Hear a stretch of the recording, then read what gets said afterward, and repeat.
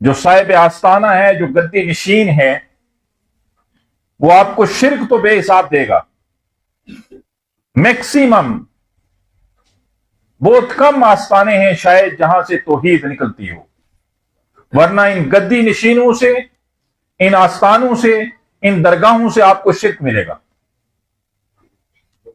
سب سے پہلے قبر پہ چادر چڑھاؤ اور اس کو سجدہ کرو، یہ قبر پرستی کرواتے ہیں۔ پھر جو صاحب آستانہ ہے، جو قبر کے اوپر بیٹھا ہے، جو قبر پرست بالخصوص بیٹھا ہے، پھر اس کے ہاتھ چومو، پھر اس کے گھٹنوں کو ہاتھ لگاؤ۔ کچھ بدبخت ایسے ہیں جو اپنے آگے سجدے کرواتے ہیں، کچھ بدبخت ایسے ہیں جو خود بھی ڈھول پہ ناچتے ہیں اور آپ کو بھی نچاتے ہیں۔ پھر اس کی طرف پیٹ نہ کرو، پھر اس کے ہاتھ چومو۔ میں اکثر کہا کرتا ہوں، آپ پیروں کے ہاتھ چوم چوم کے چاٹ چاٹ کے آپ نے اپنے گردوں میں پتھریاں کروا دی، میل کھا کھا کے ان کی آپ نے اپنے کڈنیز میں سٹون کروا دیے۔ کہاں لکھا ہے یہ سارا کچھ؟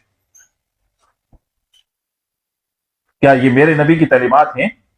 کیا میرے نبی کے یہ حکم ہیں؟ نہیں ہے۔ یہ شخصیت پرستی، یہ قبر پرستی، اس کے علاوہ آسمانوں پہ آپ کو کچھ نہیں ملے گا۔ مت جایا کرو، مت یہاں بھی آیا کرو۔ مجھے کس چیز پہ اختیار ہے؟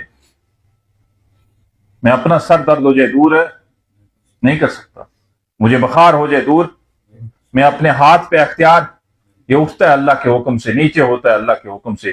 میرا اللہ میرے ہاتھ کو یہاں روک دے، اب میرا چارہ کوئی نہیں رہا۔ ہر چیز پر قادر کون ہے؟ اللہ۔ مشکل کشا کون ہے؟ حاجت روا کون ہے؟ داتا اور دستگیر کون ہے؟ اللہ ہی، اس کے سوا کوئی اور۔ مشکلیں انبیاء پہ بھی آئیں، مشکلیں وہ کس پیر کے پاس گئے؟ آدم پہ مشکل آئی کہ نہ آئی؟ زکریا پہ مشکل آئی کہ نہ آئی؟ نوح پہ مشکل آئی کہ نہ آئی؟ یحییٰ پہ مشکل آئی کہ نہ آئی؟ ایوب پہ مشکل آئی کہ نہ آئی؟ یعقوب پہ مشکل آئی کہ نہ آئی؟ داؤد پہ مشکل آئی کہ نہ آئی؟ سلیمان پہ مشکل آئی کہ نہ آئی؟ یوسف پہ مشکل آئی کہ نہ آئی؟ ابراہیم پہ مشکل آئی کہ نہ آئی؟ کس پیر کے پاس گئے وہ؟ کس آستانے پہ جا کے بیٹھے؟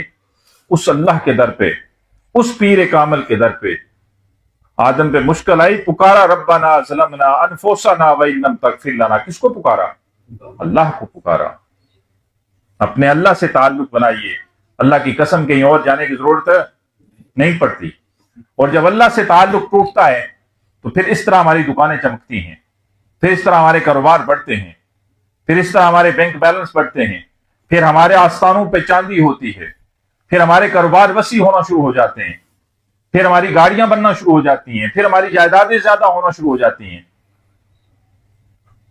اس کے علاوہ کیا ہوتا ہے؟ مشکل کشا صرف ایک ہے، وہ کون ہے؟ اللہ ہے۔ حاجت روا صرف ایک ہے، کون ہے؟ اللہ ہے۔ داتا اور دستگیر صرف ایک ہے، کون ہے؟ اللہ ہے۔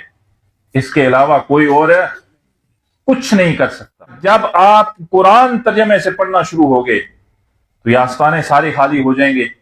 90%، 90 نہیں 95% پیر آپ کے گھروں میں مزدوری کرتے ہوئے نظر آئیں گے۔ یہ دکانیں چلتی ہی آپ کی وجہ سے ہیں، یہ کاروبار چلتے ہی آپ کی وجہ سے ہیں۔ اگر آپ یہاں آنا چھوڑ دو اور آپ کا توکل اللہ پہ ہو جائے تو پھر یہ ہماری دکانیں بھی بند، ہمارے کاروبار بھی بند ہو جائیں، پھر ہم آپ کے گھروں میں مزدوری کرتے ہوئے نظر آئیں۔